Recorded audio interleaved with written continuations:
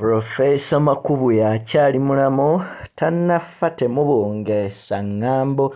Abafamire bavuddeyo ku bibadde bibungeesebwa wano ne walinga Profesa bw'afudde. Gy'osinzidde njagala okubuuzaako subscribinga, sharinga, commentinga oluvannyuma lw'amawulire okubanga gabungeesebwa wano ne wali gwa mpuliriza naawe andaba nga galaga nga Profesa Kiddu Makubuya bw'avudde mu bulamu bw'ensi eno bassebo ne bannyabo wazeewo okusika omuguwa wakati wa famire ne bannansi abagenda mu maaso okubanga oboolyawo basaasaanya amawulire gano.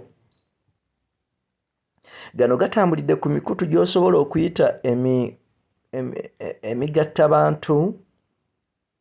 Mbagirawo nga bannayuganda baakava mu bijaguzo bassebo ne bannyabo eby'okujaguza olunaku lw'abajulizi e Namugongo, ate amawulire g'okufa embu okwa Profesa Makubuya bwe gatyo bwe gatandise okubanga gasaasaana wano ne wali.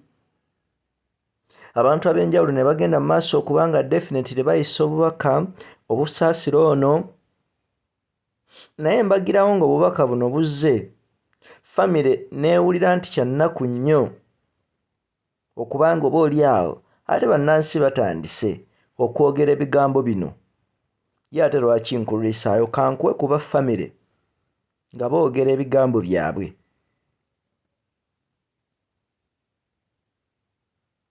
Onajjukira Profesa musajja mukulu alina emyaka 74 ng'ono yali Attorney General w'eggwanga lya Uganda, yaliko omubaka omukiise mu ssetteeserezo w'eggwanga owa Katikamu South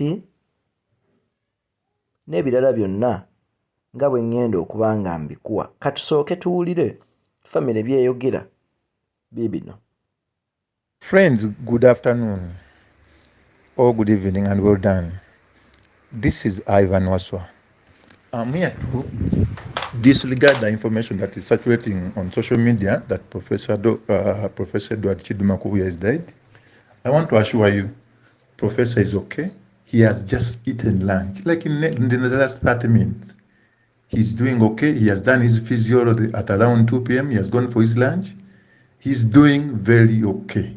He's doing very okay. Take that for me. And until you hear any statement from a family person in Kampala, please, whoever spreads the information, who gives you whichever message, whoever pretends to be a close person to our family is not a family person from Kampala. Please disregard that information that person would have given you. Thank you. Let's keep our Prof in prayers. The best gift we can give him is to pray for him. And I'm very sure God is watching. God is going to give him a second chance. Prof is doing better. Wait. I want to take this opportunity, colleagues. This is Ivan Waswa. To confirm to every person, and natambuza amawulire batambuza ga bukyamu. Dr. Kiddu Makubuya, we all understand him. Atali bulungi, but he's still okay. He's still alive. Jahali. So we have that amawulire. Please disregard this information. Thank you.